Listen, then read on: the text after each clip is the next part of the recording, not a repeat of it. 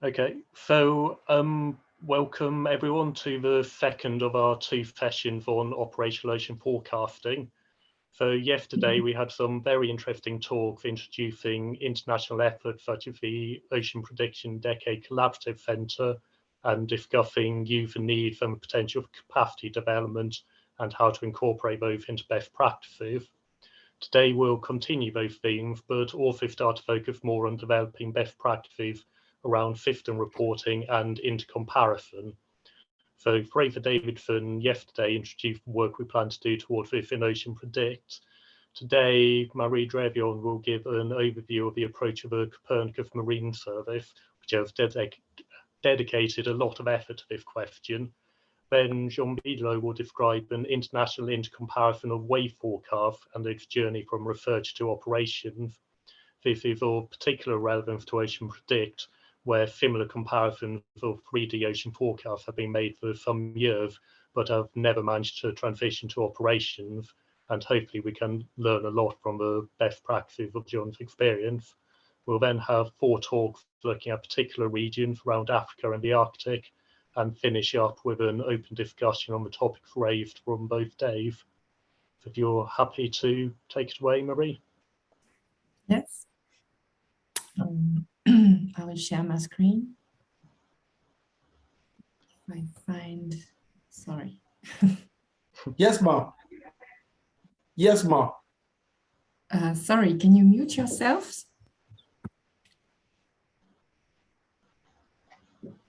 Okay. So now you should see my screen and my presentation. Yeah, not in presentation mode, but we can see your screen. Is it now? Yep, there we go. Okay. So as David introduced, I'm going to talk about the scientific quality of the Copernicus marine products and how we deal with this question. So the Copernicus Marine Service, sorry, is an online catalog. It's well, first of all, it's part of the Copernicus program from the European Union, and it's a marine catalog, an online catalog of marine products, nearly 300 of them. They are all scientifically qualified, and there are also ocean monitoring indicators on this catalog. It's a user-driven service, so we take feedback from the users and use them in the evolution of our service. The data files are all under a common format, of course, NetCDF, and it is open and free. The parameters, so the blue ocean, the physics of the ocean, the parameters describing the green ocean, so biogeochemistry and low trophic levels, and the white ocean, the sea ice parameters. These are delivered from several data sources: model data, in situ data, satellite data, and for different temporal coverages, multi-year products over several decades, real-time products, and forecasts until 10 days.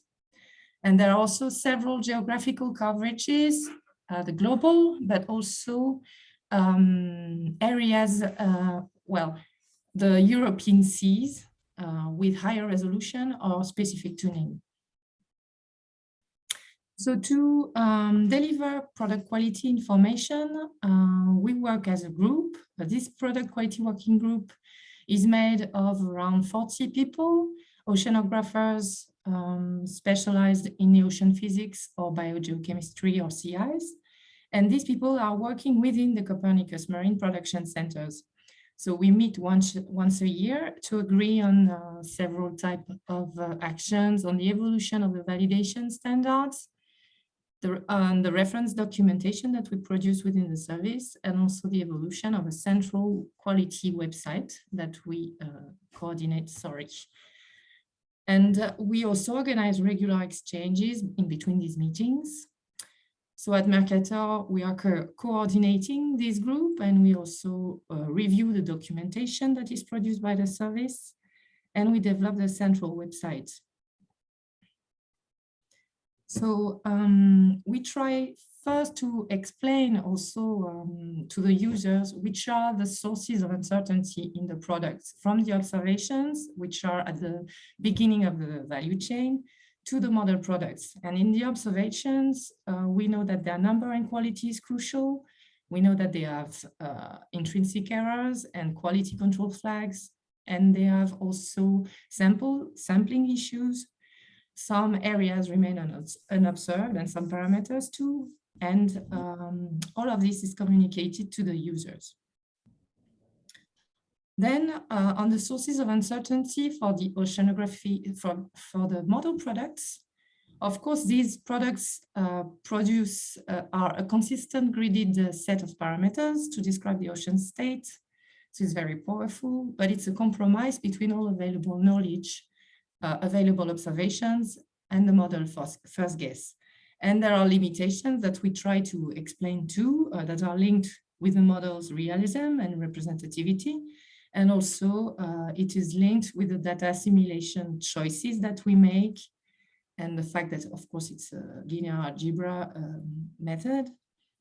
And so it's a compromise, and this brings additional uncertainty. And we try to quantify this, given these constraints. Now, about the quality, once it's established before the products are delivered, we also know that the quality can vary in time, and especially depending on the number of available input observations that are available in real time. It also depends on the boundary conditions. The quality of these boundary conditions can change in time. The atmospheric forcing, the river input, the bathymetry is not constant. There are sensors, drifts, of course, model drifts, cumulative errors. And in the case of the occurrence of a strong anomaly in the system, it can also change the error levels. So this is an example on the right, so you can see the differences at the location and time of Argo profiles. This is near 100 meters, and this is a map of temperature. So a difference between the analyzed temperature and the in situ measurements. And here you can see, for instance, this is a Niña period happening right now, and you can see the blue signals happening in the tropical Pacific linked with Niña. So what do we have to check when we want to quantify the quality? So we need to check the statistical behavior, of course, of the products with respect to reference observations or values in time and space. But we also have to check the physical or biological behavior of the ocean processes, and this has to be done at several scales of interest. And we also have to check the variability and trends of the long time series. So to do this, a protocol has been defined in the community, and there are classes of metrics that are defined specifically for model products within the Ocean Predict community, and this has been endorsed by ITUFs. So here on this diagram, you can see the 4 classes of metrics which have been defined by the community, and an additional class, which is the user feedback, in fact, and the additional case studies that we perform to study ocean processes that are also necessary in this scientific quality assessment loop. So within the Copernicus Marine Service, we summarize the expertise we do with its metrics in quality information documents, which we call QIDs. And these documents include reference estimated accuracy numbers, which are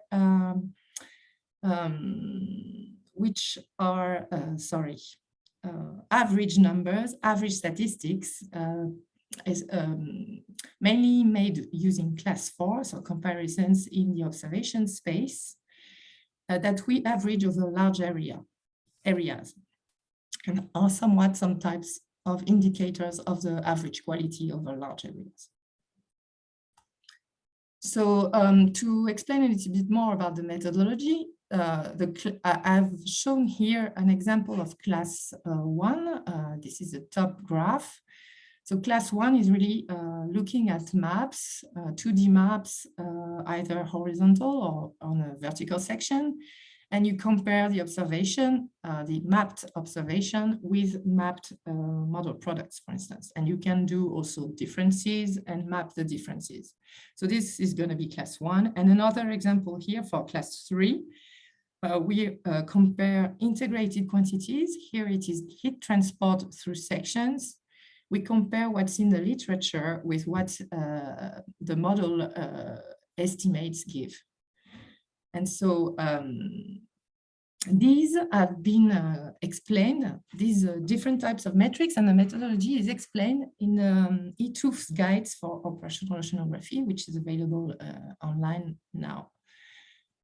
In this guide, we also explain that independently from the metrics, you also have to define a protocol to check the quality of the products all along the life cycle of the product.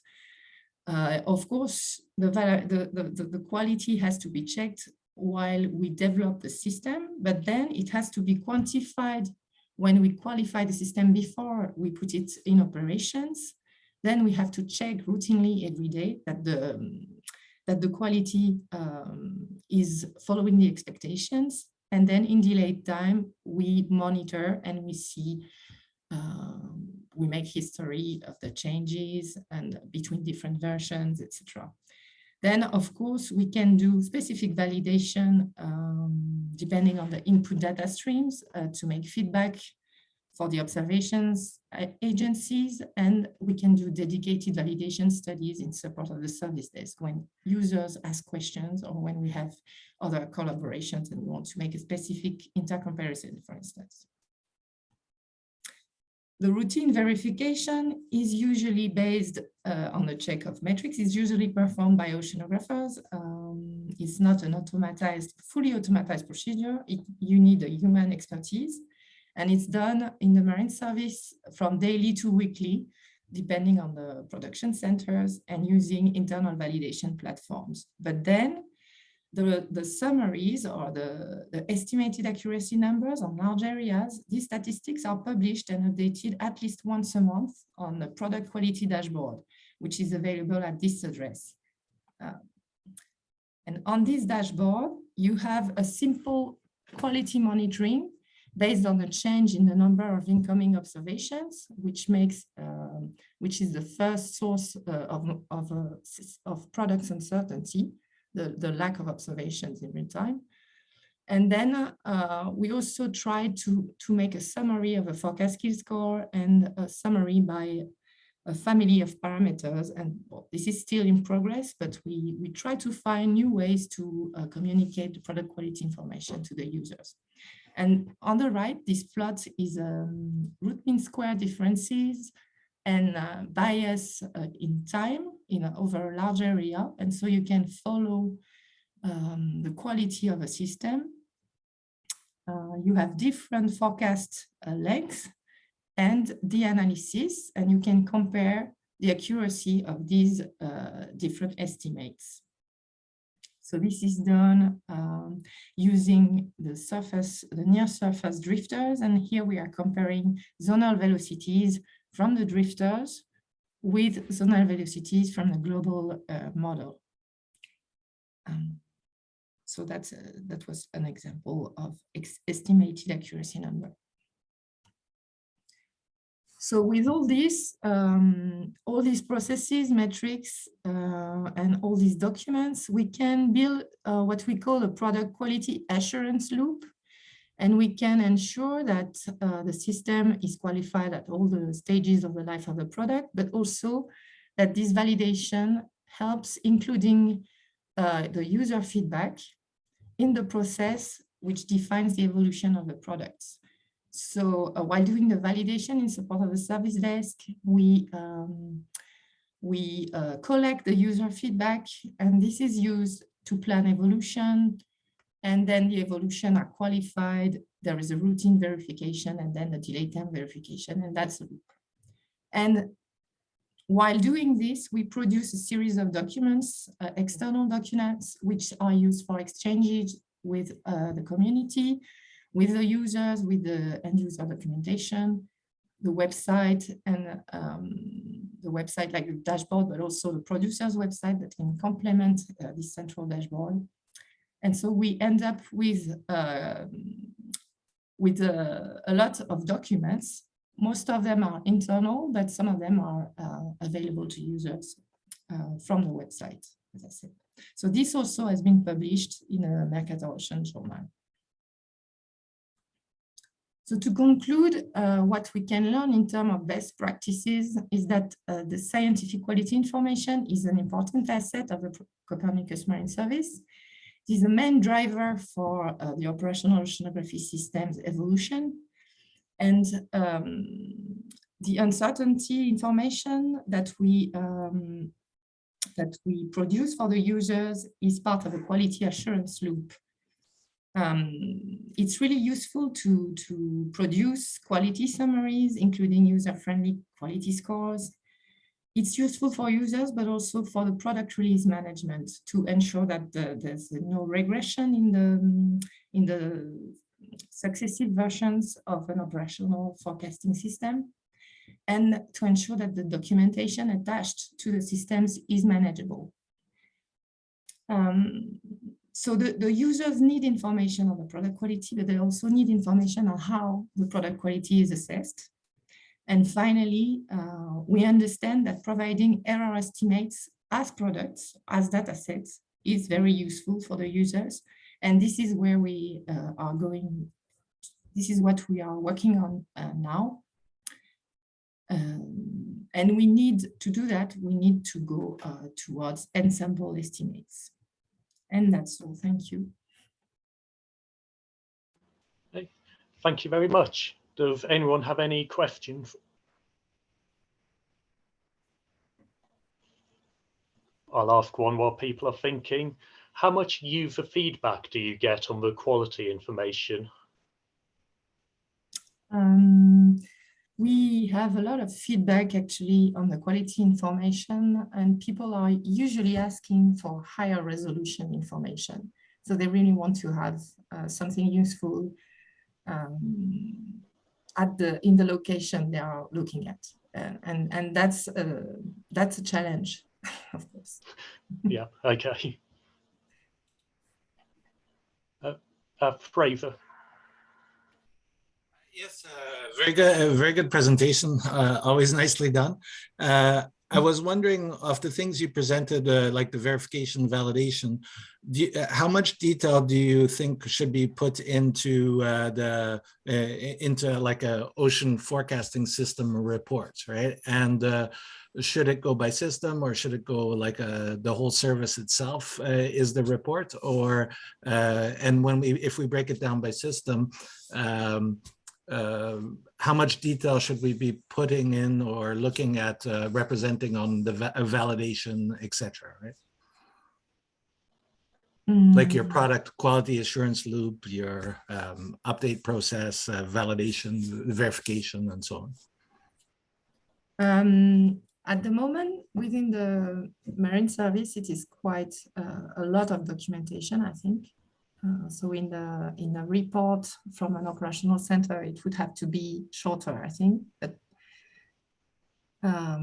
it's what is really important, in my view, is to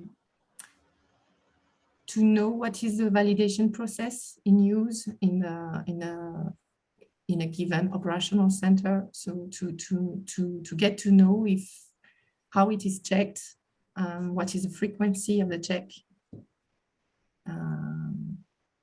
So that would be a priority in my opinion. I'm not sure that was a question. Yeah, no, that's good. So in the report, it has to be succinct, but it qualifies the kind of verification, validation. Yeah. It doesn't go into detail, which also implies that best practices for verification, for instance, probably need to be established to be able to have good reporting structure, so that we're not duplicating things. Thank you. Thank you. Okay, if anyone has any more questions, please put them in the chat and let's move on to Jean's presentation.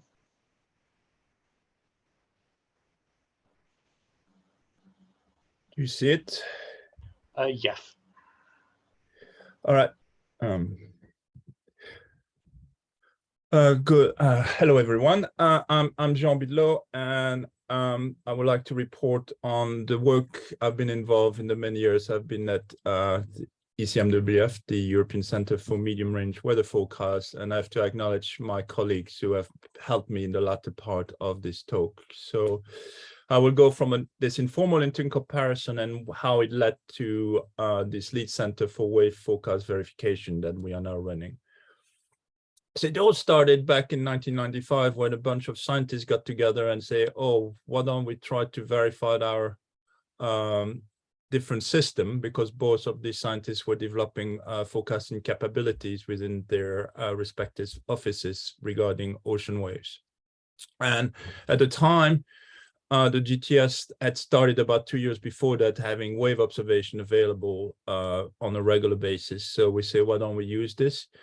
And so the project started that way. And then the idea was, oh, these are board buoys, so fixed platform. Why don't we decide to exchange data on these points and let someone, myself, collate all these data, including the observation that I would quality control. And from there, we started to do some validation. And the idea was to be behind real time within a month or two of knowing how our systems were evolving. And this idea was picked up some years later by the then commission, the expert team on wind wave and storm surge of the JCOM. And they decided, well, we should allow many more people in this. And within a few years, we had many more members, as shown by this publication here of the many people who joined. But again, it was still mostly scientists developing their respective system.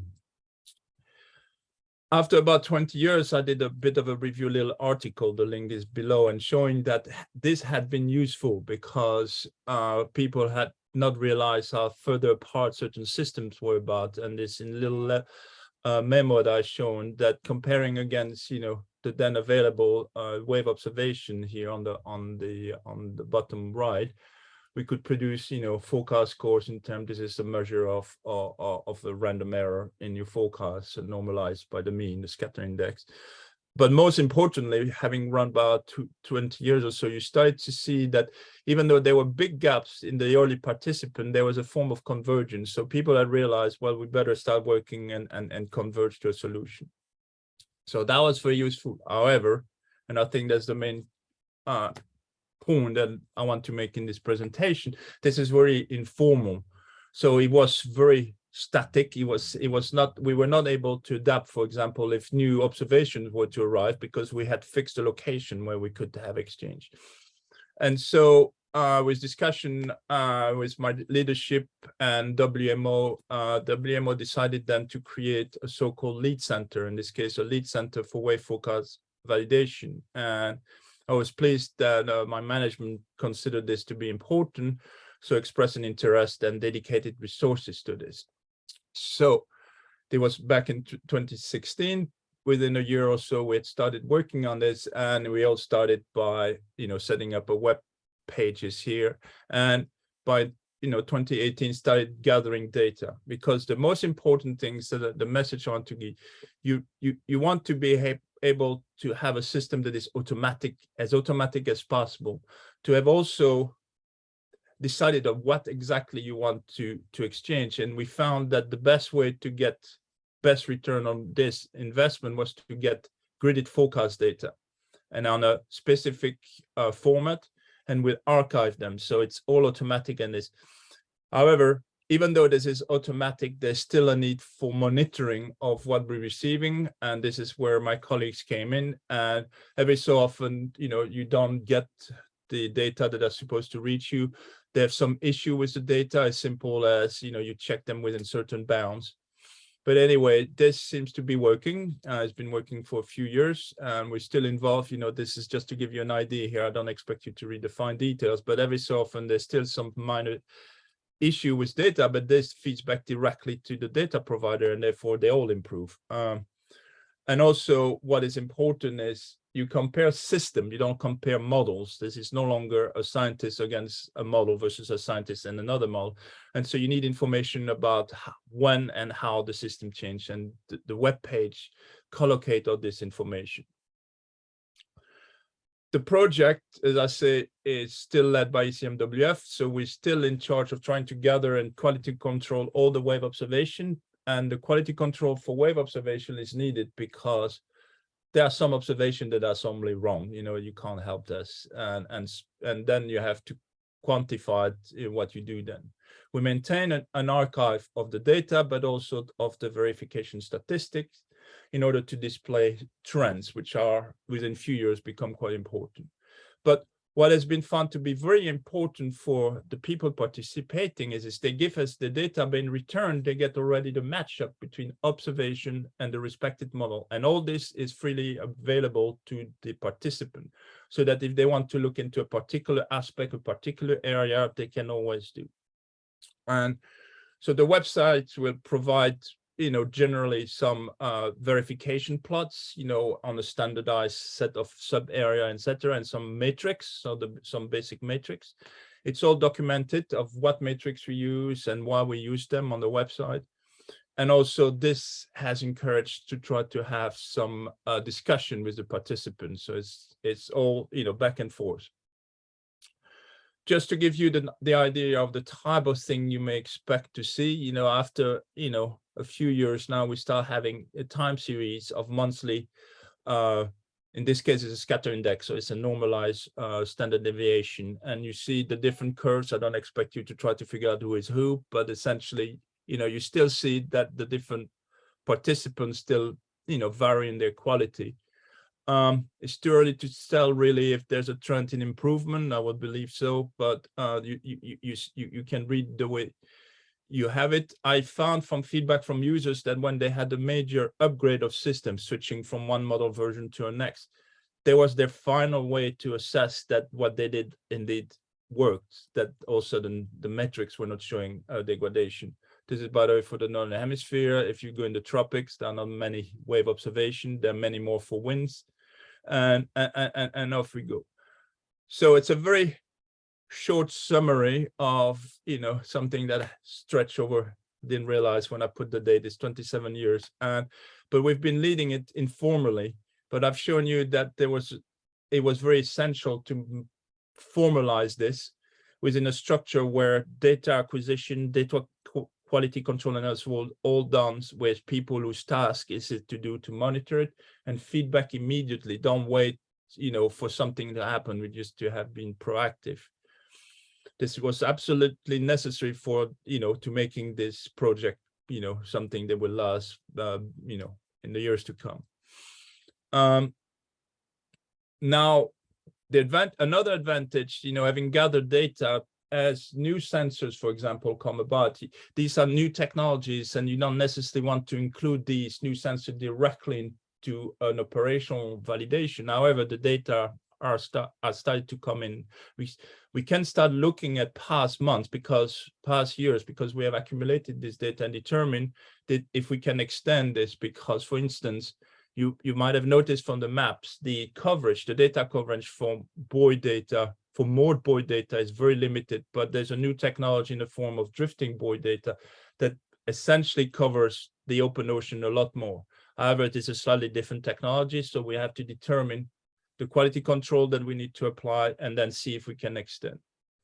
And well, my net message, somebody always knows that sadly there are still too many wave observation. I mean, I'm always impressed to see how many ocean observation tends to be shared, but wave observation, many are still within the hands of local or coastal authorities. And we need to push for better sharing of data. And with this, I can take some questions. Thank you. Any questions for Jean?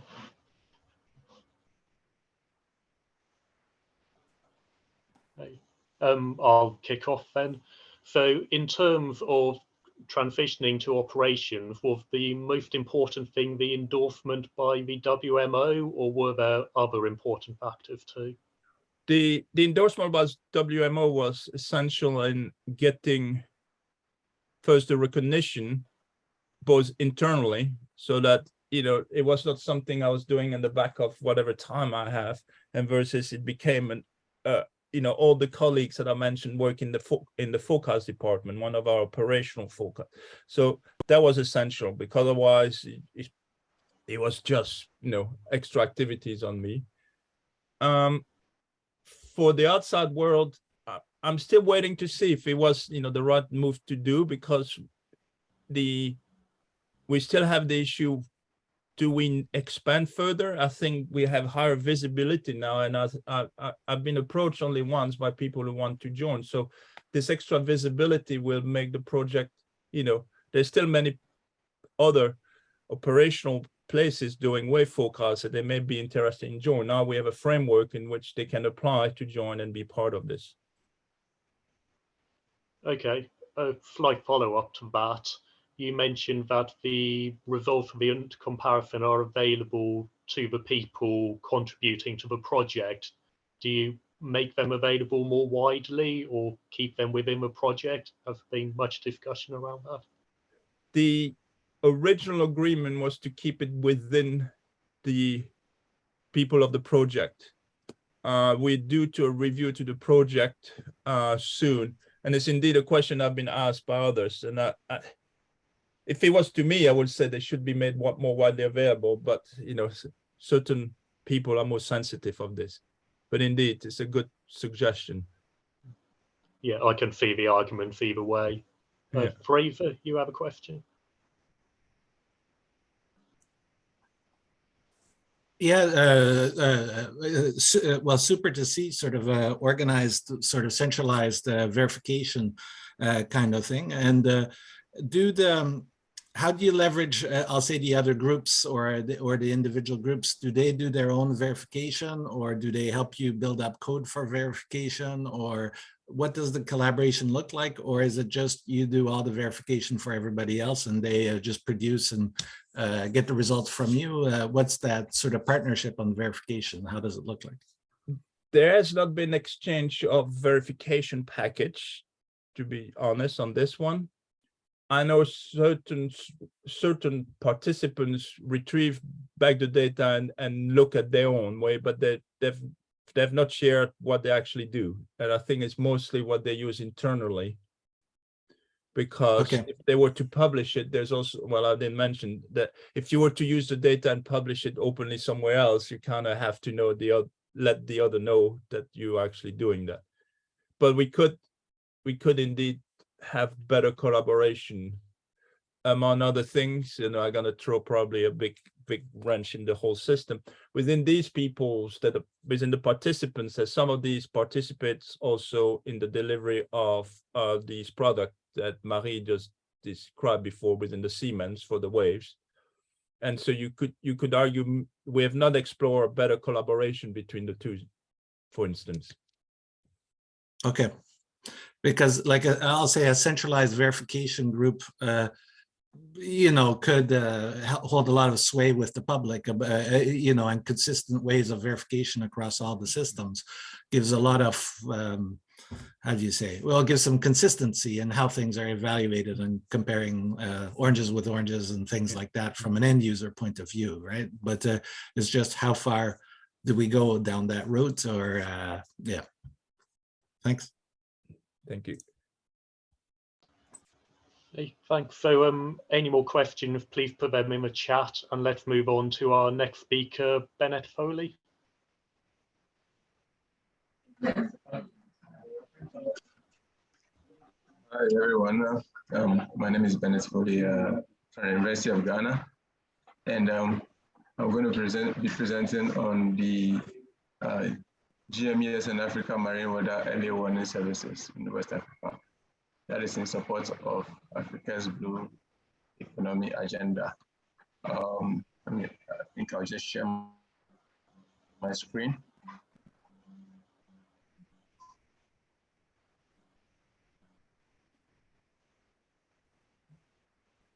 Is my screen visible now? Yes, it is. Thank you. So the marine early warning services provided by the University of Ghana is under the Global Monitoring for Environment and Security and Africa project. This is being organized under different consortia for different consortia, but the University of Ghana is focusing on our 6 different services, and the marine weather forecast is one of the services being provided. And so if we are going to achieve the blue economy agenda, we have to look at the safety at sea for various stakeholders. But I think a lot is being done for the various other stakeholders. However, when it comes to the artisanal sector, who contribute to a lot of fishing or fisheries for the local people, not much is being done to protect them, and therefore we focus on trying to provide them with early warning information before they go to sea. So usually for these artisanal fishers, they use small boats, very small boats, as you can see in the image, and they do not have access to a reliable source of weather information, and they don't have communication equipment on board when they go to sea as well. And therefore, we found it useful to provide them with this service, whereby we give them a forecast of a few days ahead before they go to sea. And because they're also not able to access forecast information, when they go to sea, a lot of them do perish. There have been several news headlines indicating these issues with people who have died out of weather-related accidents. And so that calls for the need for us to give them early warning information to help also to address the blue economy agenda. So this was started by the University of Ghana under what we call the MESA project, Monitoring for Environment and Security in Africa. That was in 2014, and that was solely for the 14 coastal West Africa countries. And this progressed to what we call the GMES phase 1. Currently, we are running phase 2 of the GMES program. So under phase 1, there were 12 countries, and now in phase 2, we are including North African countries, not just the West Africa countries, but also North Africa coastal countries, and therefore making it 18 countries. And so the early warning are generated in terms of alerts, and data is obtained mainly from the Copernicus Marine Environment Monitoring Service under the European Union Commission program that is being run. So the main objective is to support the fishermen with and other marine operators, definitely not only the fishermen, but other marine operators also, with accurate and timely information on ocean conditions, ocean weather, before they go to sea. And this is to address some regional priorities, which include the maritime security and safety at sea priorities that is highlighted by certain documentations like the Lome Charter, the UN SDGs, the Africa Integrated Maritime Strategy, the Coastal ECOWAS Integrated Maritime Strategy, Abidjan Convention, the Sendai Framework, and also the UNCLOS and the International Convention for Safety of Life at Sea. And so, as I said, we are 18 countries. We have 6 from North Africa and 12 from West Africa. 12 from West Africa, and then we have all those partners contributing to developing the services that we run. Now, for the early warning system, we developed different means for the fishermen to have access.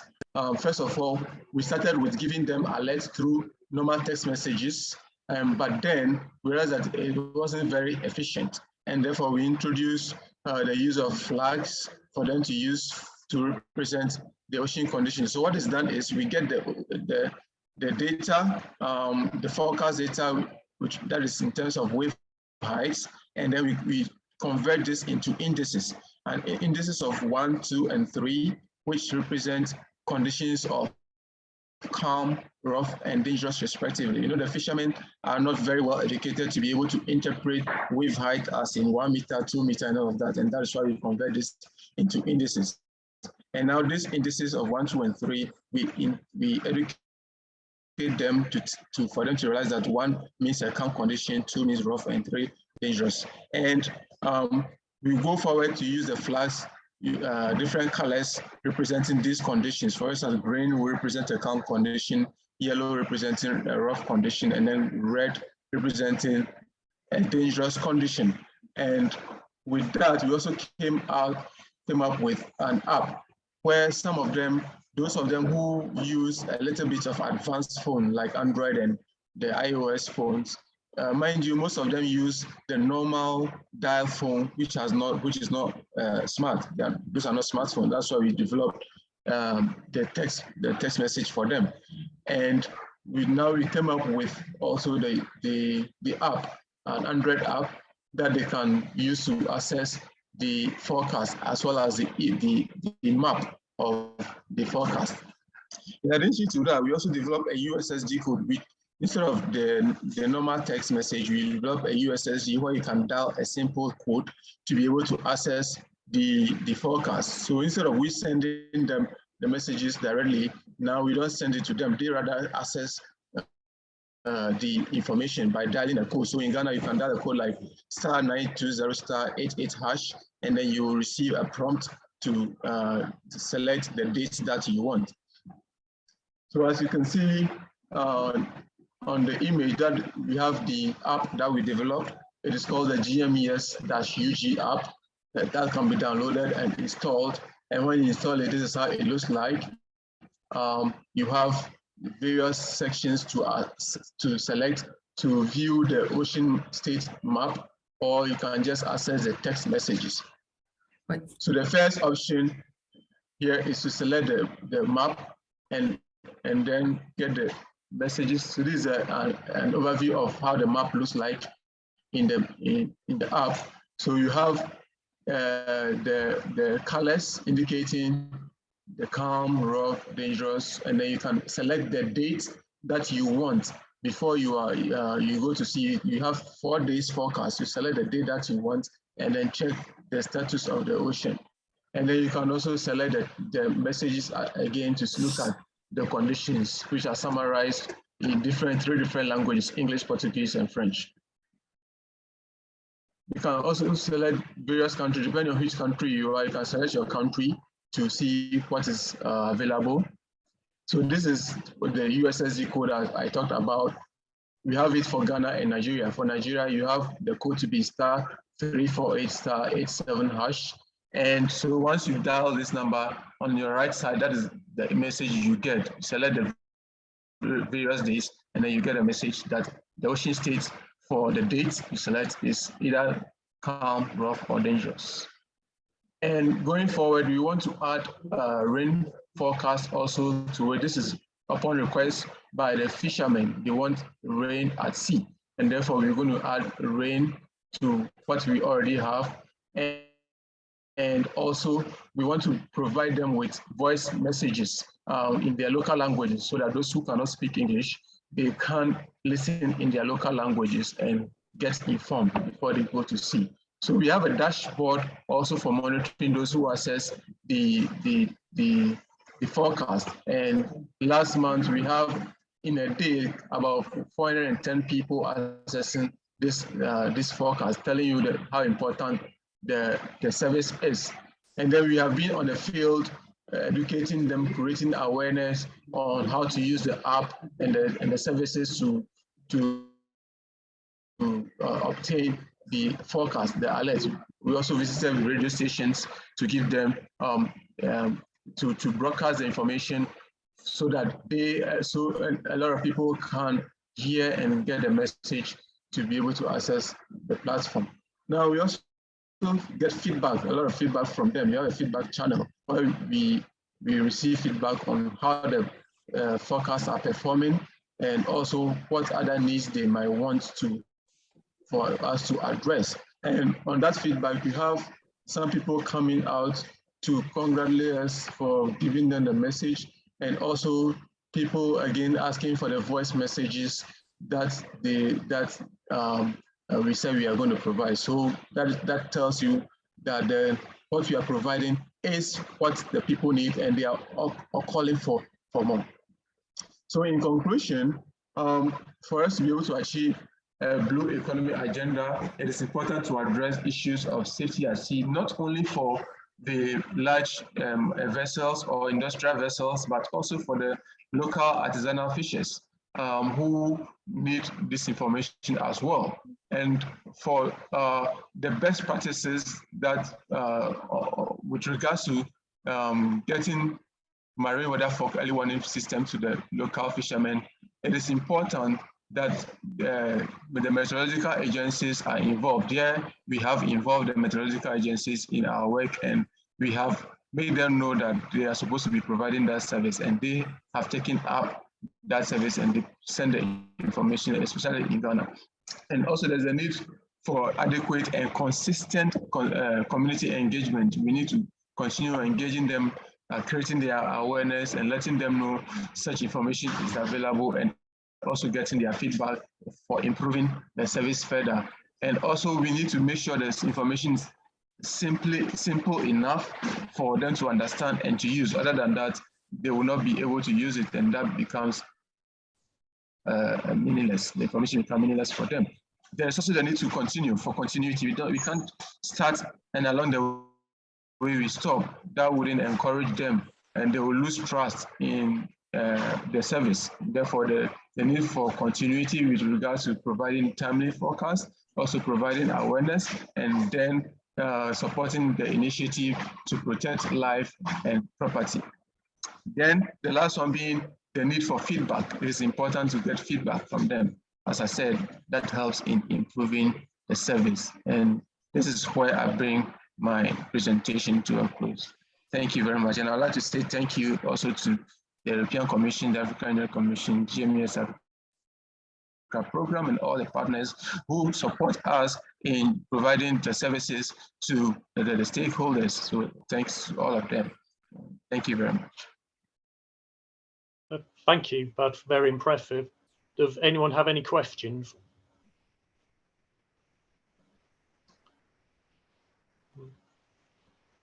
I'll ask one that follows on a bit from your last two slides. Have you done any formal studies to find out how many people actually change their behavior because of the warning, so stay at home rather than go to sea?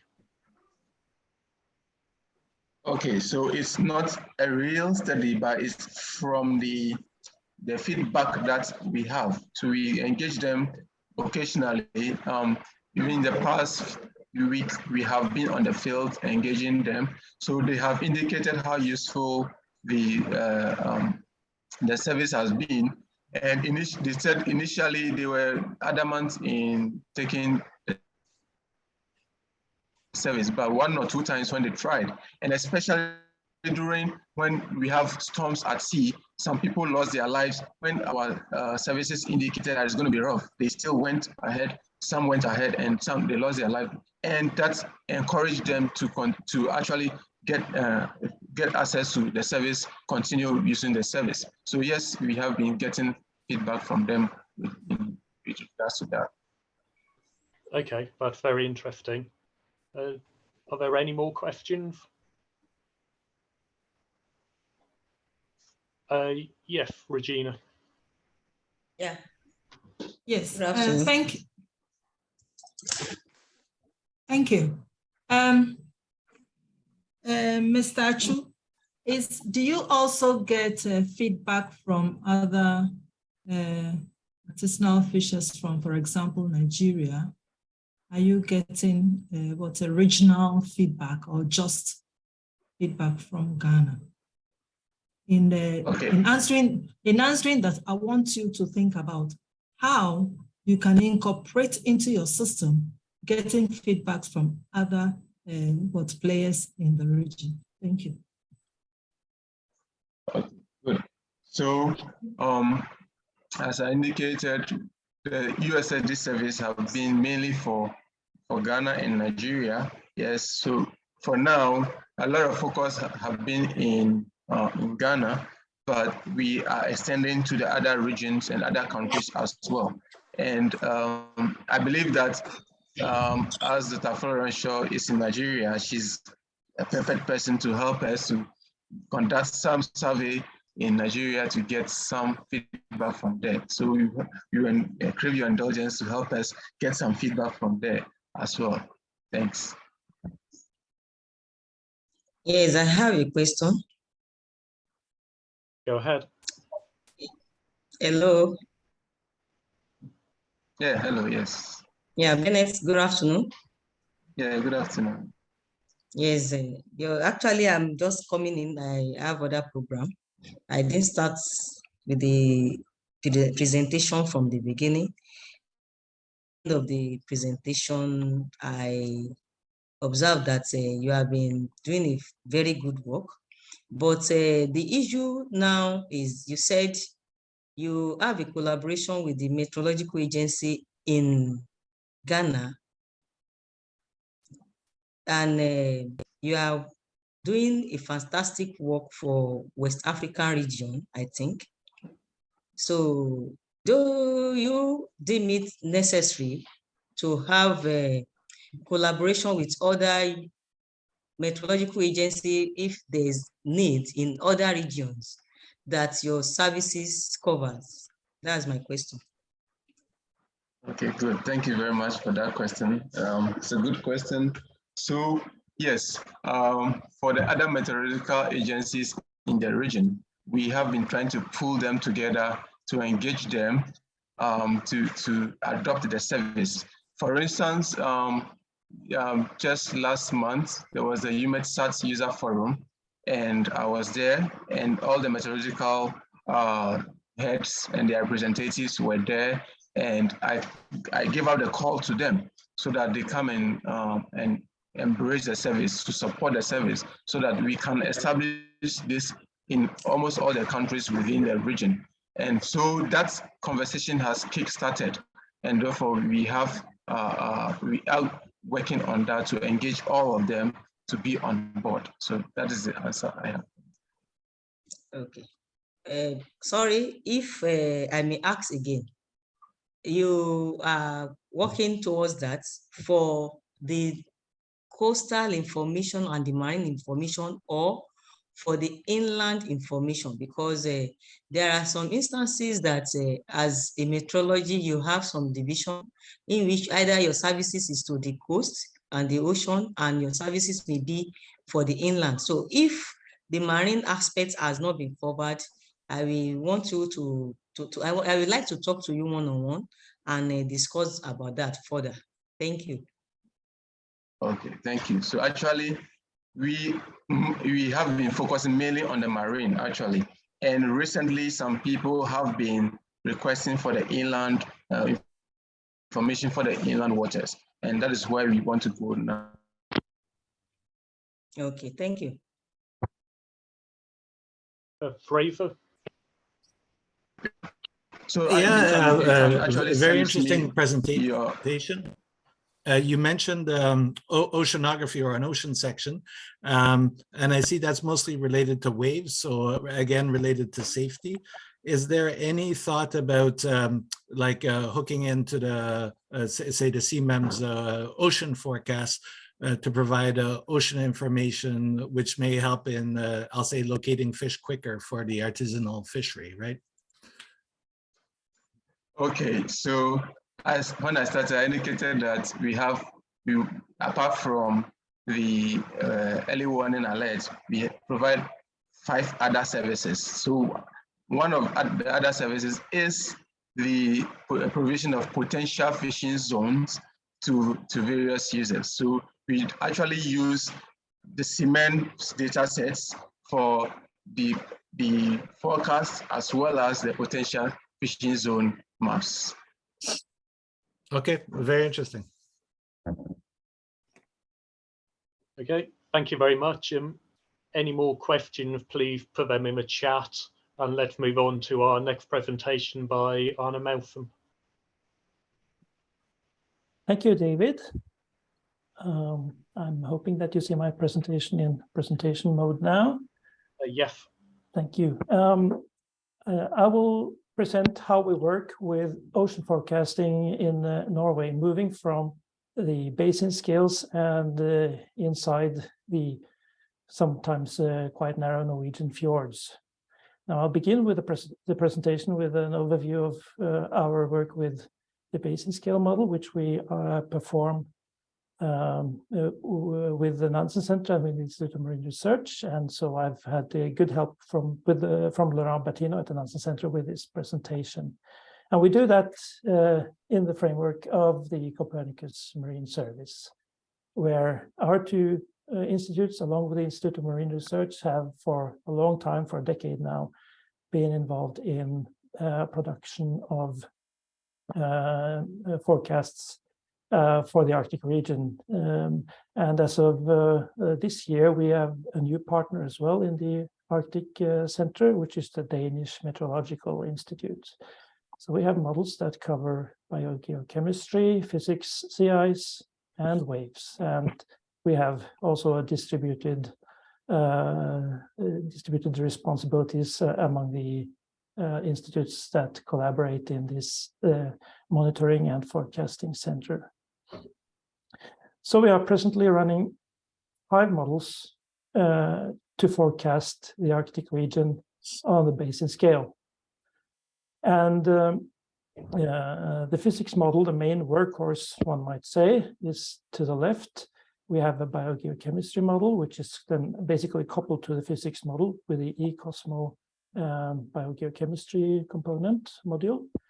And we are running the WAM model for waves. And we have 2 specialized models for physics, one which is focusing on sea ice and which has a much different sea ice model than what we use in the main model. And we have a separate model also for storm surge and tides. In addition to forecasting, we are also providing multi-year products for the same type of variables, physics, biogeochemistry, and waves, typically covering 3 decades. So I'd like now to focus a bit on the physics, and we are working continuously to improve our forecasting system, and we will do so next year for this system, which is in many aspects the main system. So presently we have this system. You can see here zoomed in on the Svalbard archipelago, the bottom topography. The present resolution is 12 kilometers. We really want to have a higher resolution than this. And you can see here, for instance, in white, the land sea mask of the archipelago, and the new version of the system will make this land sea mask much more realistic, and the bottom topography will change as well. So this is a change in the horizontal resolution, but it's not by any means the only change that we will introduce next year. We will also have higher vertical resolution. We will change the open boundary conditions from climatology, which is presently used, to what is provided from the Copernicus global model. And we will have also upgrades of the ocean circulation and the sea ice models themselves with new model versions. We will not only work with the physics model. As I said, we work continuously to improve the system of forecasts, and the ones that are framed in cyan rectangles here will be changed next year. And we will also extend some of the multi-year time series that we have made available from the data portal of the Copernicus Marine Service. So that's the basin scale, but for many applications, we need products that are much more tailored for our coastal region and regions just off the coast. So we have 2 national models that we operate for this purpose. One which we use for Norwegian coastal waters, which has a resolution of 800 meters, and another Barents Sea configuration, which has a resolution of 2.5 kilometers, and the latter is also run in ensemble mode. And we have several applications that these models and the results are used for, like oil spill forecasting, search and rescue, plankton dispersion, and for trajectory modeling. We also use wave information from the Copernicus service, adding Stokes drift to the computations of trajectories. So let's have a look now at what we gain from changing models from the basin scale to the coastal scales. Here is an example. To the left, you see a cutout from the Arctic Center model, the basin scale model. And to the right, you see what we have with the 800-meter coastal model. And obviously, the high resolution model has a lot more detail. For instance, you can see, if you can see my cursor, along the south western coast of Norway, we have a lot of meandering. I'm in the office. Somebody needs to mute their microphone. Thank you.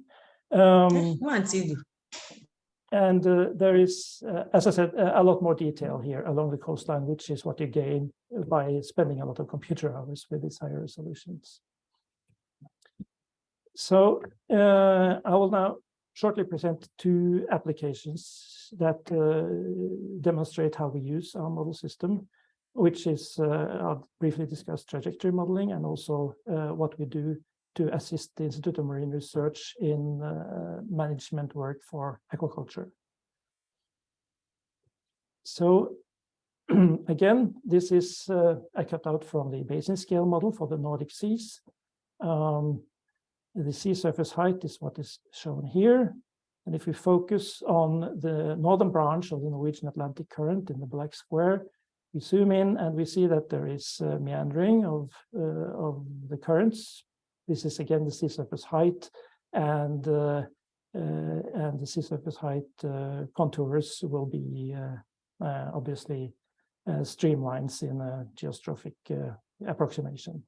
So this says something about the motion. Now, as I said, there is some meandering here, but we expect a lot more variability on finer scales. And that is what we have when we go to the 2.5 kilometer configuration. So in the panel to the left, that's just a repetition from what you saw on the previous slide. And then I've taken 3 ensemble members more or less randomly. The ensemble has 24 members. So you see that the finer scales has a lot more variability on smaller scales. And also you note that there are large contrasts between the ensemble members.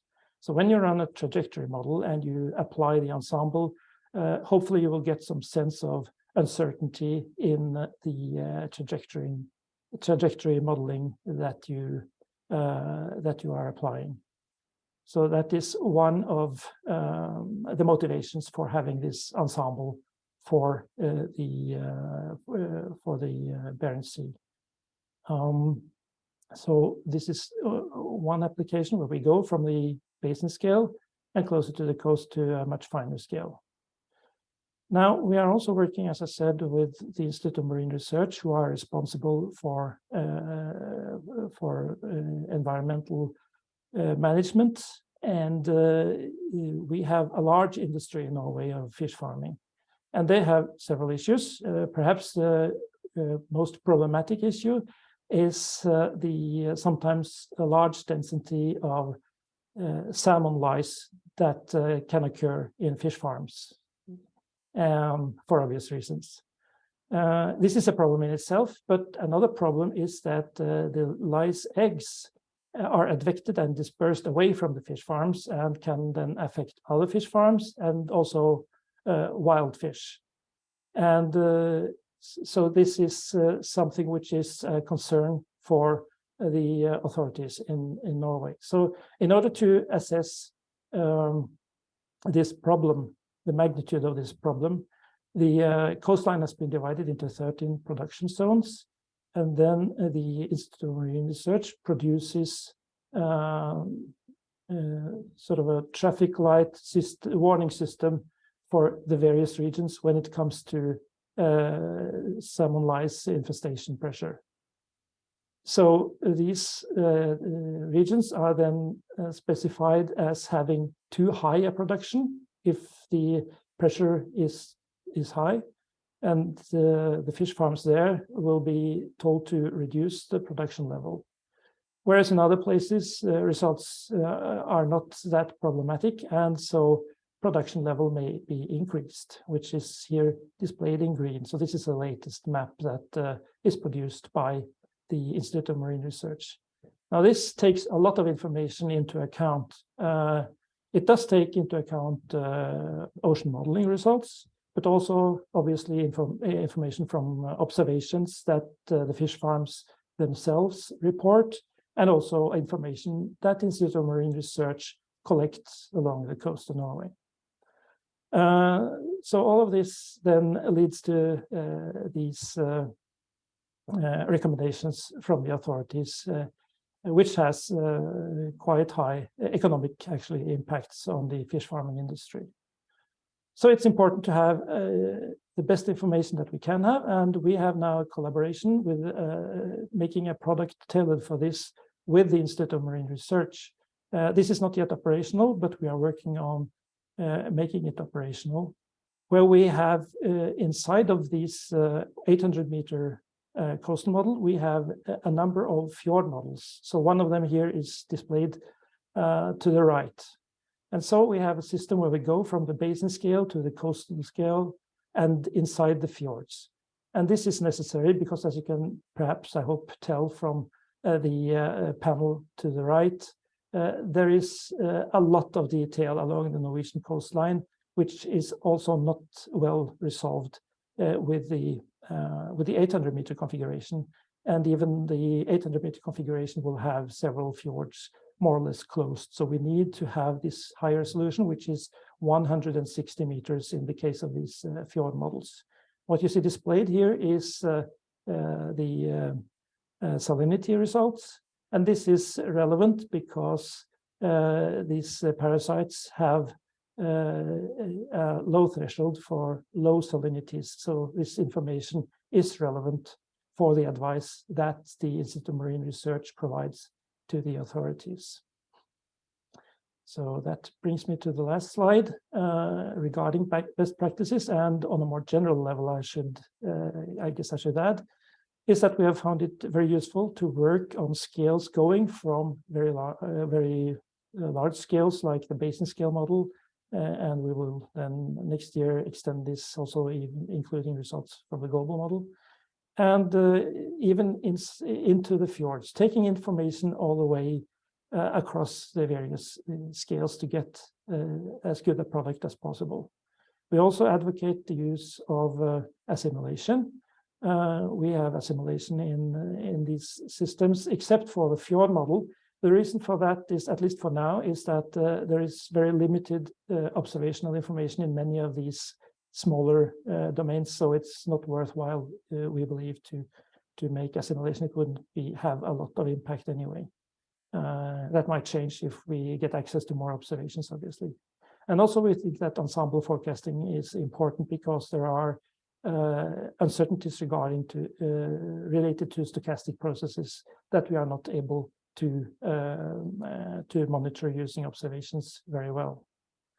Now, finally, we would also like to improve in some aspects. For instance, the validation framework is, I think, separate in Copernicus than what you might be using in Ocean Predict, and it is also something which we might need to synchronize between the Copernicus branch of our work and the national work. As the Arctic Monitoring and Forecasting Center, we have a special responsibility for serving the indigenous Arctic populations, and we probably could do a better job in that aspect. So that is not yet possibly a best practice on our side, but we hope to improve on that. So with that, I end my presentation and open for questions. Thank you. Thank you. Does anyone have any questions?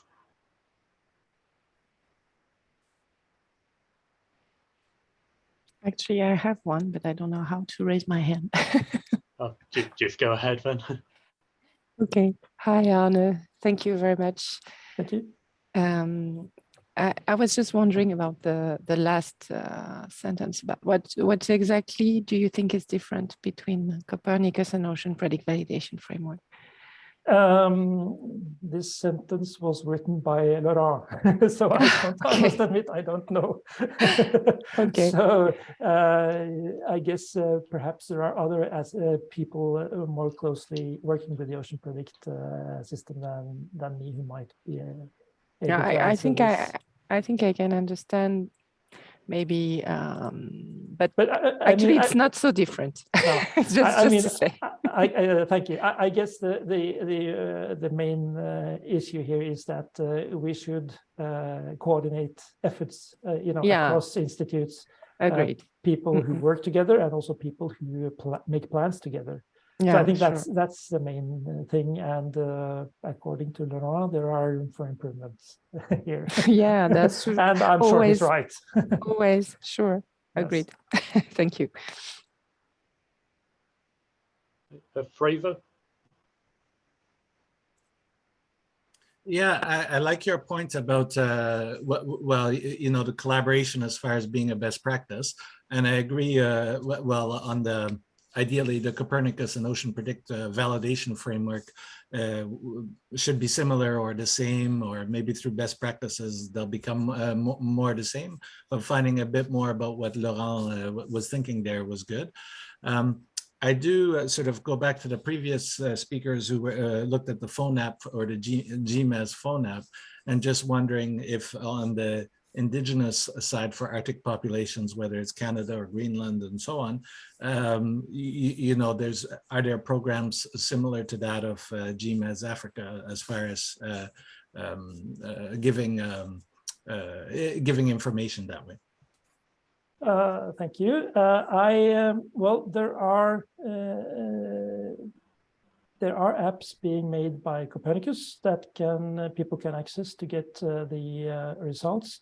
But specifically, I don't think there are anything targeted for the indigenous populations. This is then something on an Arctic level more so than on a national level, although we have also indigenous populations along the coastline of particularly northern Norway. So it's also an issue for us, but it's something that I guess we should coordinate with the Arctic as a general, or perhaps even with Copernicus generally. I know that there has been some attempts to involve indigenous people in workshops. So we are hoping to make advancements here, but I am not aware of any concrete plans for that. So it's nice to get some ideas from the other talkers in this, other speakers in the session.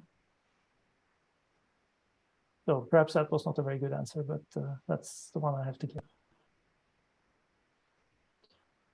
Okay, Regina.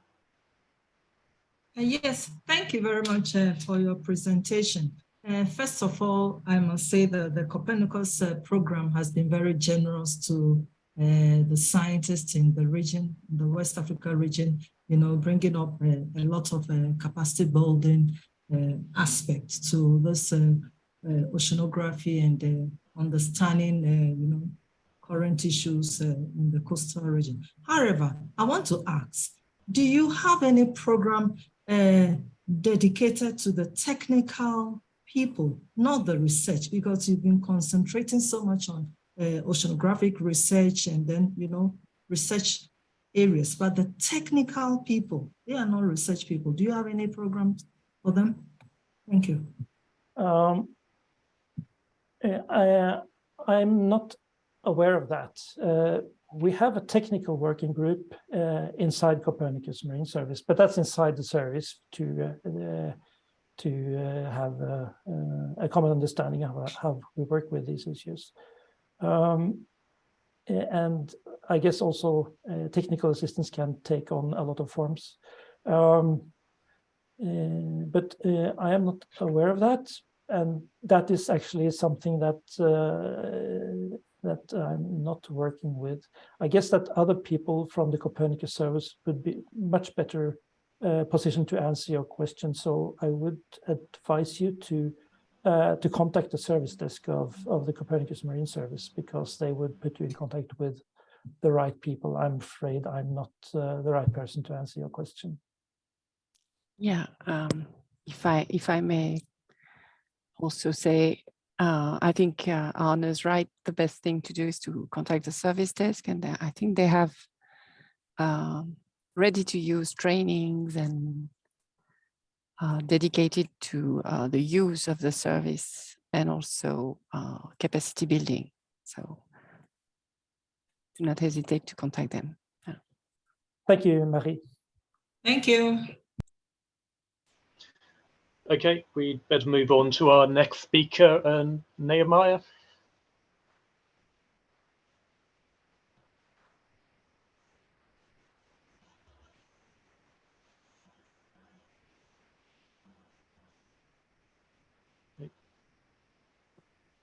Are you able to unmute and present?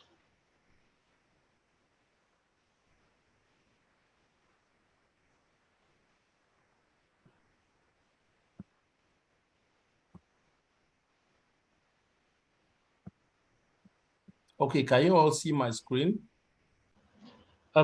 Yes, but not in presentation mode. Okay, yes, I'll be there now. Okay. That's great. Okay, yes. My presentation today is on subsurface ocean temperature, the need for regional observations and monitoring for climate applications. Now, this is just the overview of my presentation this afternoon.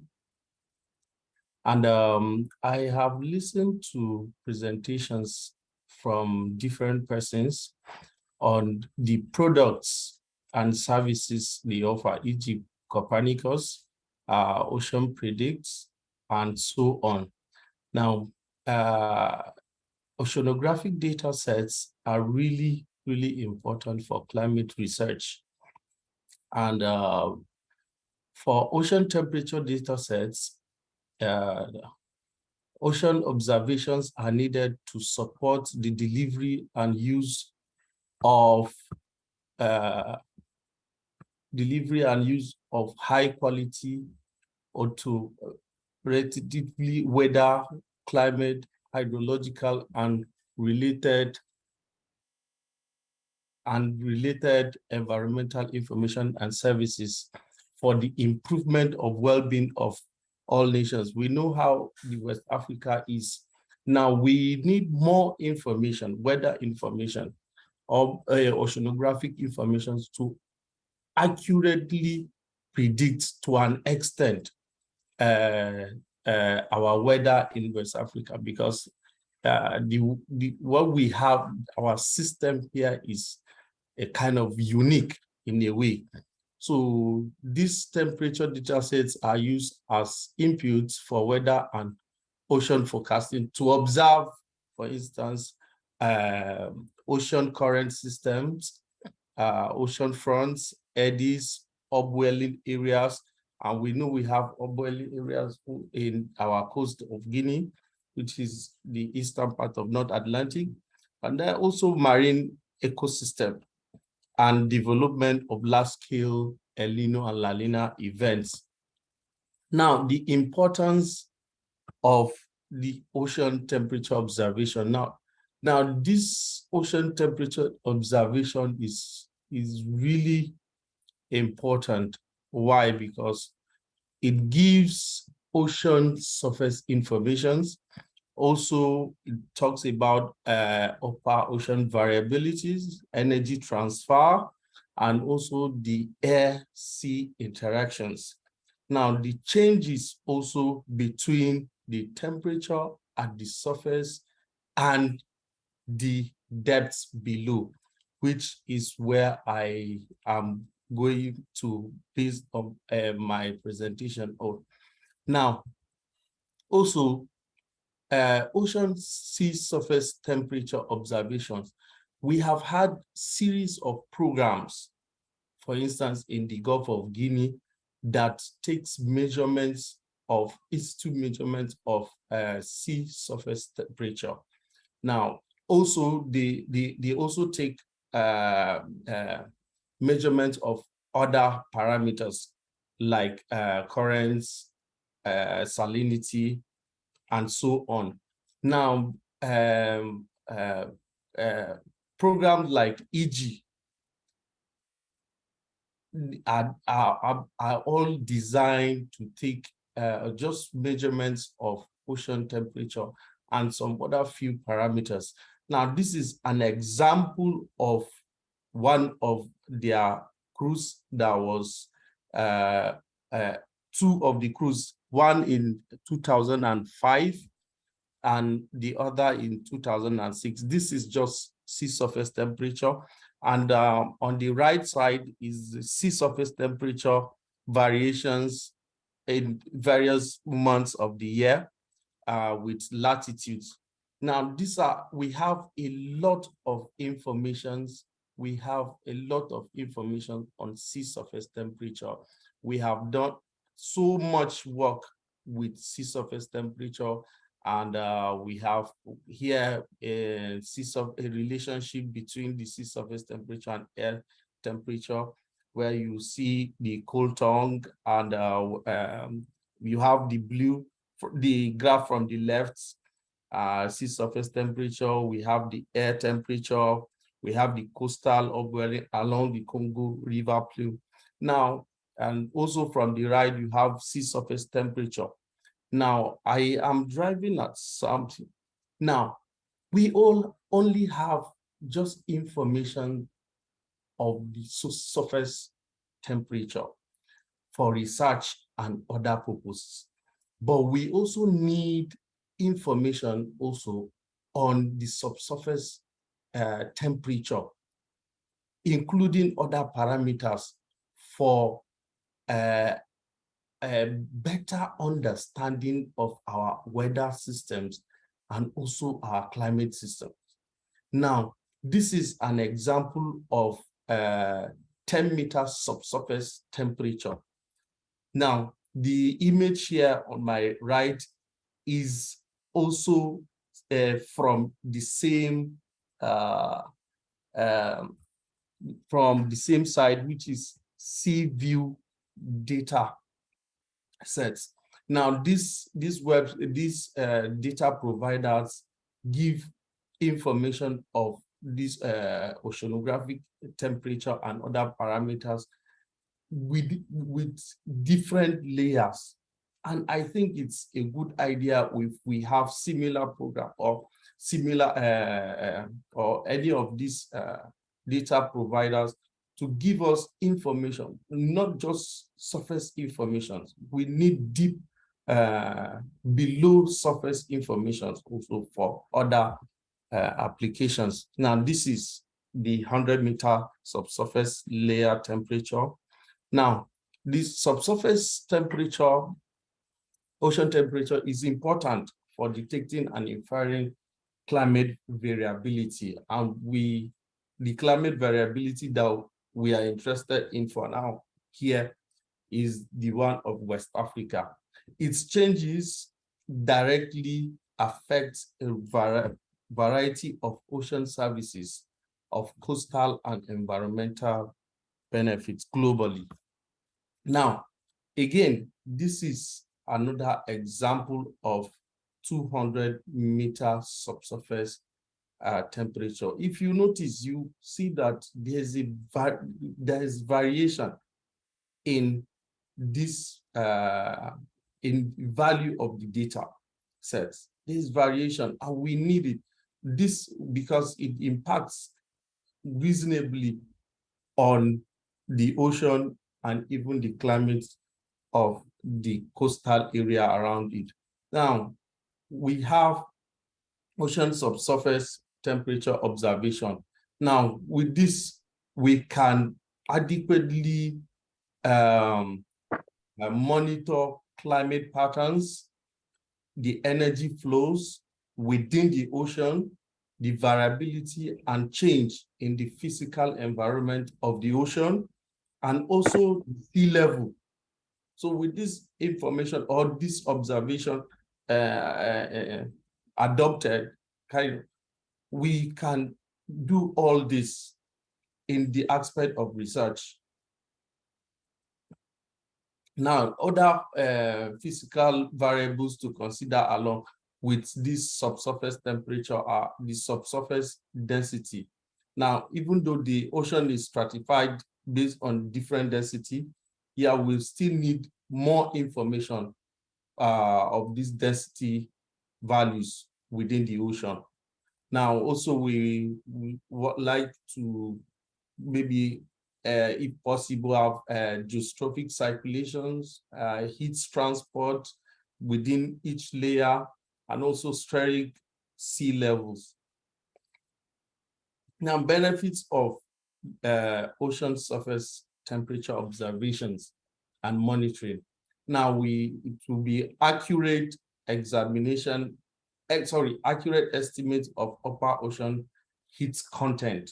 Now, with the information we have below, to give us an understanding of the heat content of the upper ocean. Now, also understanding the role of the ocean in weather and climate systems, most especially of West Africa, that is unique. So with this subsurface ocean temperature observation, we can understand the role of ocean in weather and climate systems. Also, understanding the role of the ocean in the intensification of tropical cyclones.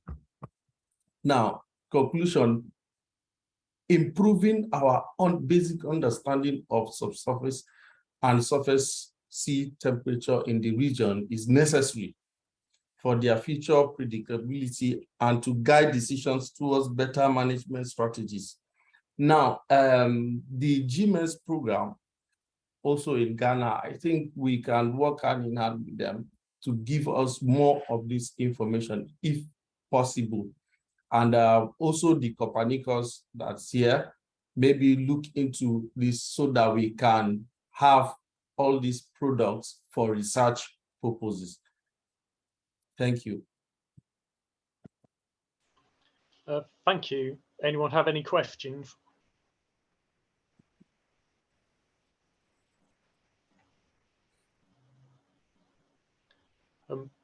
I'll ask one. Do you have any thoughts on whether you would prefer to have a consistent time series at a single point, or floating profile of like Argo floats, or what mixture of the two you would prefer? I think I would prefer Argo float. Okay. I would prefer, yes, so we can have better information or data distribution within the ocean. Okay, that's very interesting. Yes. Okay, if anyone has any more questions, please put them in. Regina, go ahead. Thank you very much. John, I thank you for the presentation. Do you need these products and information and data for your PhD work? Yes, it's part of the data set I did for my PhD work. Okay, thank you. Yes, thank you all. Okay, thank you. And let's move on to our final speaker. Michael, are you able to present? Yeah, I'm here, so I'll share my screen and then we can get started. Okay, great.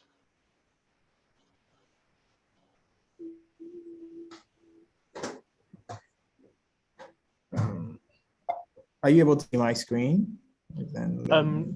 Yes. Can't see your presentation, but can see your screen. Okay. And you can see my presentation now? Yes, now I can. Okay, so good afternoon. My name is Michael Soli, Polymorph Labs Ghana Limited, and a technology partner to GMS and Africa program at the University of Ghana. So my talk is on operationalizing Earth observation data for developing coastal communities. Now, I'll just talk briefly about the team and what we do. So the team is made up of seasoned researchers. We have some solution architects, software engineers, product managers, quality assurance engineers, and then product designers. And over the years, we have been able to build a solid brand through the provision of robust software for various businesses across the country and some outside the country. And we have support for science, technology, engineering, and mathematics education, and we also support gender inclusion. So that is a brief about Polymorph Labs. Now, our services include the development of software solutions from mobile applications to web applications, and then USSD and IVR solutions. We also have another wing dedicated to Internet of Things, including data collection for Earth observations, smart agriculture, and the rest. And then we also have our third wing for data science and machine learning, where we are concerned with the development of building chatbots, some natural language processing engines, computer vision models, and then other machine learning models. Now, I would like to give a brief background of what we are trying to achieve through the operationalization of the Earth observation data for developing coastal communities. We realized that there has been an increase in interest in Earth observation due to its importance to the socioeconomic development of many nations. And we do collect data on key physical, chemical, and biological systems. And we do this by using remote sensing technologies. And we find this at the heart of Earth observation. And we know that advanced countries, due to the technological advancement and growth, and also the human capacity available, have developed some sophisticated tools, example, Copernicus Marine Environment Services, and human resources who are dedicated to the collection, processing, and dissemination of such data. Now, although these data sets and tools and algorithms are available, it has been a challenge for many African countries to actually adapt these tools and data sets available for use by agencies responsible for the different aspects of Earth observation. So case in point is Ghana. GMS and Africa collaborates with GMS and provides this data to GMET for dissemination to the general public. Now, the challenge is that how do we operationalize the data that is available by building tools and systems that really target the actual beneficiaries, the stakeholders at the end of the chain who are actually going to make use of the data, presenting it to them in formats that really allow them to make beneficial decisions from the data that has been provided. And to be able to do that, we need to follow some key pillars. The first one being understanding the literacy and socioeconomic dynamics of the community that we are targeting. So for this case study, we are looking at the coastal communities, developing coastal communities. And what happens is that in building a solution, for example, if you're disseminating your information via social media, via the web, you're going to have the basic assumption that the end users have smartphones that have internet, so internet-enabled devices, know their way around the internet and all that, but that might not be the case all the time. We also have to understand the customs and beliefs of the communities of interest, and also be able to clearly communicate the relevance of the endeavor to them, because sometimes when it comes to the beliefs of the people, if it is not in line with what the data is trying to communicate, sometimes getting them to understand is difficult. So we need to have that engagement that helps us understand where they come from, especially with their beliefs and customs. Then also that will be facilitated by engagement with opinion leaders in the communities. And finally, a thorough understanding of the Earth observation data, the analysis and outcome, and be able to provide them in formats in which will be most useful to the stakeholders. So in our approach, based on our understanding of the key pillars, We have developed some, and we also continue to develop other information dissemination and feedback systems. And we have categorized them into the following. We have SMS solutions, we have USSD solutions, we have IVR solutions, which are interactive voice response solutions, chatbots, a unified EO dashboard, and then a feedback and survey platform. So the final three are still under development, but it's important to mention that Polymorph Labs is working on this hand in hand with the GMS and Africa team at the University of Ghana to make this a reality. So I'll talk a little bit about the evolution of the dissemination approach we have followed with the University of Ghana over time. So we started off with an SMS solution where we sent information about the ocean state. That's the alerts that Mr. Foley spoke about. And then we realized that that was like a one-way communication. So it was very difficult to even tell whether or not these fishermen received the alert. That's number one. And then number two, we needed to have the phone numbers of these fishermen to be able to send the data to them in the first place. So if for some reason the fisherman is no longer using that particular number, you realize that they will be unable to receive the message that is supposed to get to them. So we migrated to the USSD platform that allows the fishermen to dial. So anybody at all who has access to the short code can dial it on his or her smartphone. It also works on feature phones. So you'll be able to get all the information you need. And as Mr. Foley explained earlier, we had to create indices that actually explain the ocean heights in formats that will be understood by the end users. And then also build a mobile app that puts the information that has been collected and analyzed and synthesized into mobile apps in user-friendly formats, which include maps and all that. And then finally, we are towards the building of IVR solutions. Now, the reason we are looking at this is because when you take the mobile app and then some level of education is required where the user is required to be able to read. Now, with the IVR solutions, what is going to happen is that even in the local languages, these fishermen or end users, target end users in the developing fishing communities will be able to dial in and then select their language of preference and then get to receive the same Earth observation information in their local languages, which is going to be a very, very unique solution to help increase the dissemination efforts by the team. And then also integrating it with AI chatbots on various social media platforms. This is because when we take the dissemination used over time, we realize that it is always one way when we start, because the information will be on Facebook, it will be on WhatsApp, you have to access it. But it is what you have been given, that is what you consume. But in terms of the chatbots, you will be able to, query the chatbot by asking it some few questions, and then it will be able to generate the information you need in the format in which you need them for you. So I think I've spoken about these. So IVR solution, AI-powered chatbot, and then the unified EO dashboard. So these are solutions, the USSD platform on the left for Ghana and Nigeria. And then we are working collaboratively with the other agencies in the other countries to be able to deploy them across the relevant states. So on the right-hand side, we have the mobile app that contains ocean state information dissemination, potential fishing zones, and it is available on both Android and iOS. And then all the countries that are part of the GMS and Africa consortia is also represented in there.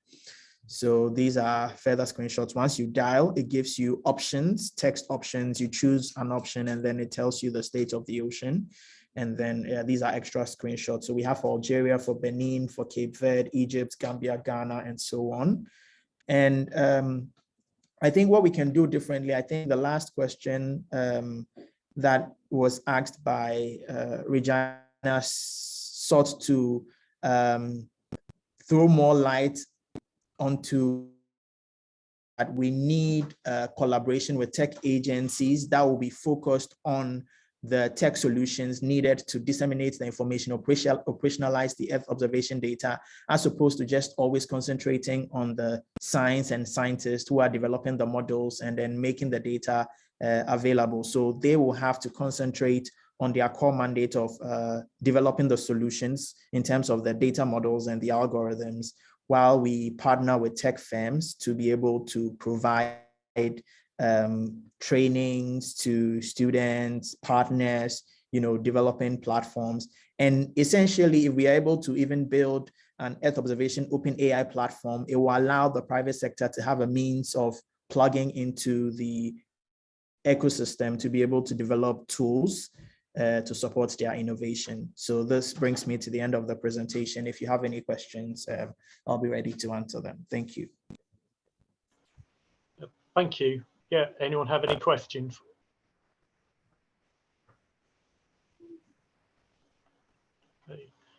I'll start off. So in terms of the Earth observation data, is there anything missing that you would like to see or that you would like to be improved?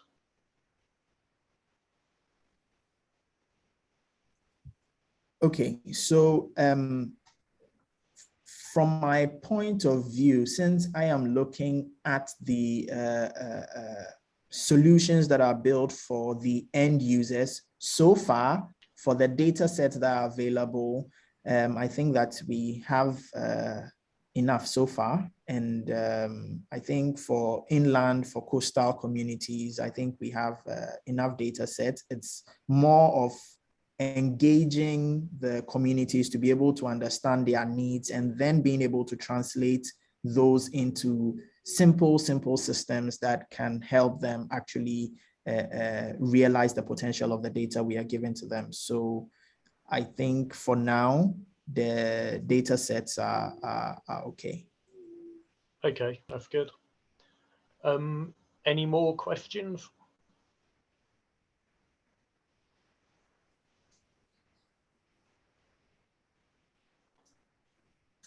Okay, in that case, thank you very much. And let's move to the final bit of this session, which is an open discussion. So, well, I will start by throwing it open to the floor. Does anybody have anything they want to raise before I put forward any discussion points?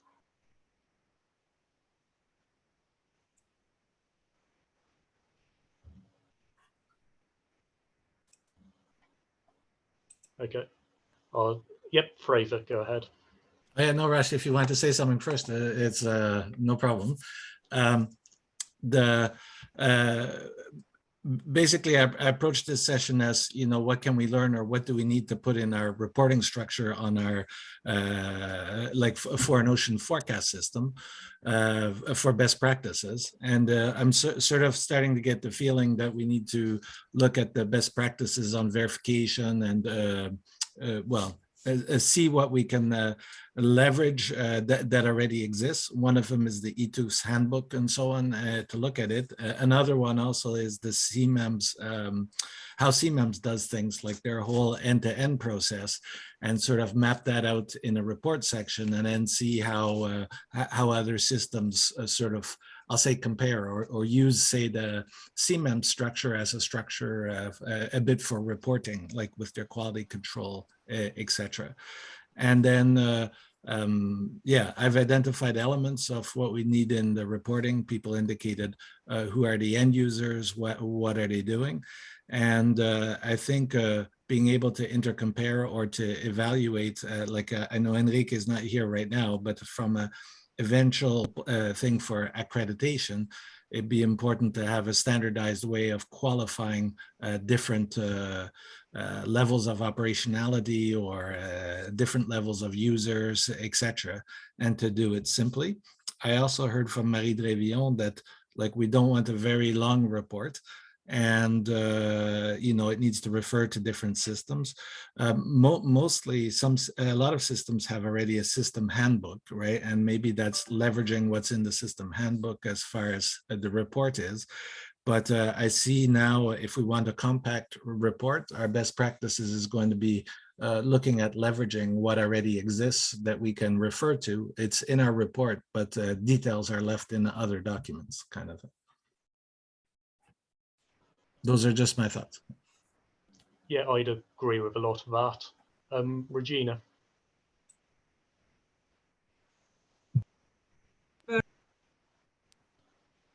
Thank you.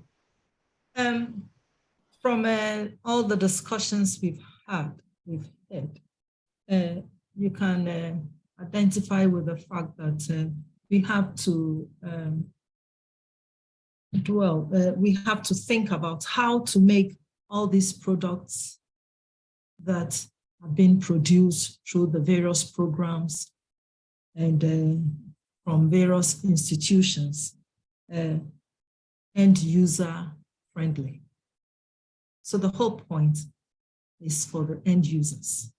And what I mean by that is the day that all the products, be it oceanographic, be it meteorological, can be understood by my grandmother in my village in terms of its operationalization, that is the day I will say, yes, the global world have come to the best solution and the best practice in all this. Thank you.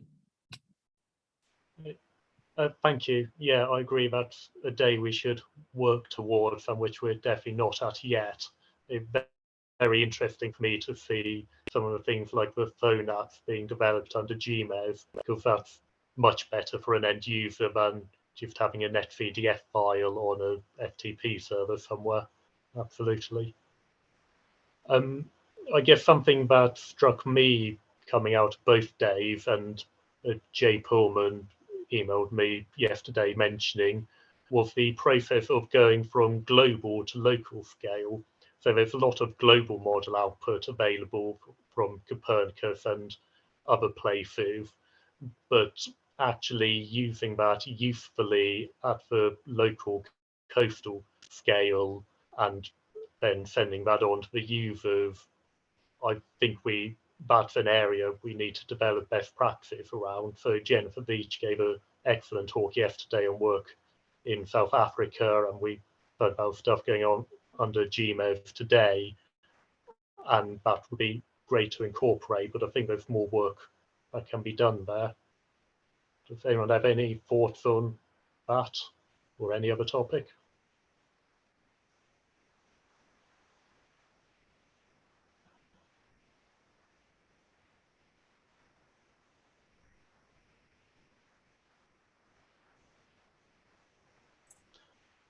Fraser here. I think the downscaling part is interesting, or the cascading, looking at things from a cascading perspective. And one of the things I thought of is, well, particularly from a reporting side, do we classify the kind of systems by like global basin, or but have a definition of you know, of what is a coastal system, so that there's a characteristic in the report that sort of allows you to flag what type of system, whether it's global, regional, etc., so that you can sort out what you're interested in, if it's regional and over what zone, etc., and then you can go to the report right away. I think the report more as it'll probably be something like a survey tool or something like that, where each system enters their things, so that one can produce whatever type of report one needs from that for each system, whether it's a one-pager like the GMES snapshots of like state of the ocean, you know, you produce, here's a state of the forecast system, or if you want to be able to figure out overall how things are improving, or if you want to say, give me all the recent reports or for the last 10 years around a certain area, say of Africa, to look at how the forecast systems have improved over time, or the availability of systems has improved over time. So just looking at, thinking of a report as being more of a, like a database on which we can build different reports or different information packages. Okay, thanks. Jay. Yeah, I wanted to take, Fraser, you made another question or another comment yesterday that I wanted to suggest that we consider that, and that is, how do we future-proof our current evolution and design to make sure that we can accommodate the regional and local systems? You raised that, and it's a very interesting question.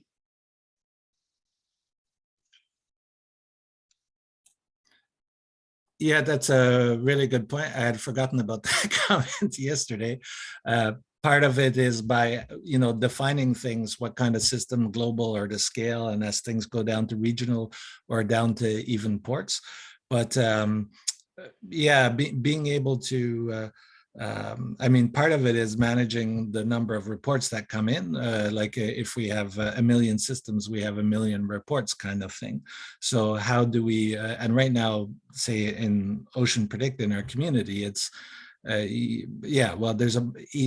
only about 10 players involved with each maybe 3 or 4 major systems. So those are easy enough to report, but sometimes it's sort of repetitive.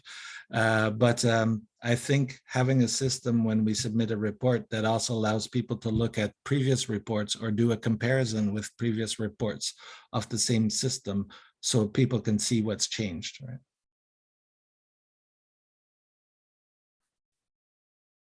But a very good point is, how do we future-proof this? Okay, Mutiat. Yeah, thank you. Yeah, on this program, I've learned a lot, and in the reports, I think there is need for more collaboration and knowledge sharing, because there are some information that needs to be shared among the members. The main purpose of forecasting in the ocean environment, I think, is for first-hand information on the expected phenomena that is likely to occur, for us not to be caught unaware. That is the main reason why we are working tirelessly to see how we can improve on it day in, day out. And that is the reason why this issue of best practices is needed. Just like Dr. Mrs. Folorenshaw said, that until the people in the grassroots could be able to understand the information appropriately, like the presentation I made yesterday, we had the formats that we use in producing our forecasts, but presently, according to the WMO standard, that there is need for impact-based forecasts. And that is the reason why we are looking at how we'll be able to produce this forecast and be able to disseminate it appropriately. And on the cascading forecasting system that we also add, I am so much interested in that. Let us bring all these things together, collaborate in whatsoever we can collaborate. Some members or some platforms of which we can also invite ourselves and also partner and share knowledge and improve our capacity in the ocean environment. And I think if we should work in this format, every one of us will participate and we share our knowledge, and we also be able to bring out a very good blue economy, and the impact that it will have on the masses will not be so much devastating. So that is why I'm suggesting that this platform is a very good platform. We can continue sharing knowledge, giving information, and exposing ourselves for other programs that can be beneficial to us. Thank you, sir. Thank you very much. I fully agree with the need for collaboration, and I hope that develops. Enrique's not here today, but I will give a reminder to everyone of the Decade Collaborative Centre that he heads, that's having a kick-off meeting in next January. And while it shouldn't be the only focal point for these conversations, I think that's definitely a forum to continue this through. So I would encourage people to participate in that. Any more thoughts from anyone?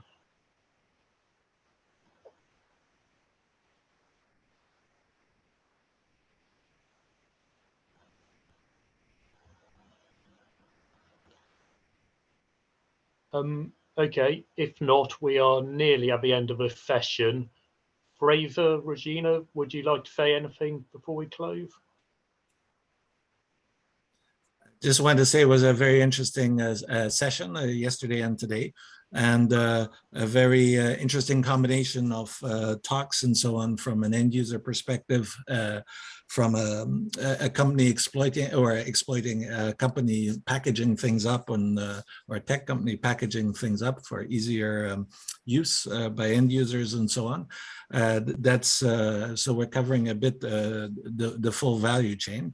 It'll take us a while to figure out, where to go with our reporting on this and what that means. But certainly, I think getting more consistency in how we do things across the different forecast systems and the outreach being done or the outreach tools being used, getting consistency there or standards there will help a lot with end user uptake and also third parties, adding value to these core forecasting services.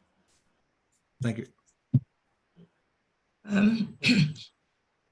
Okay, I want to thank everybody. We've had quite an interesting session, and it has been very beneficial. The dynamics of it all has come together, and I appreciate this group, and I wish that we'll have another opportunity of coming together, sharing ideas until everybody can benefit from the global effort. Thank you. Thank you, and thank you very much to you and Fraser and all the speakers for your input to this session. I have found this extremely interesting and useful, and I hope things will carry on productively from here. So thank you very much, everybody.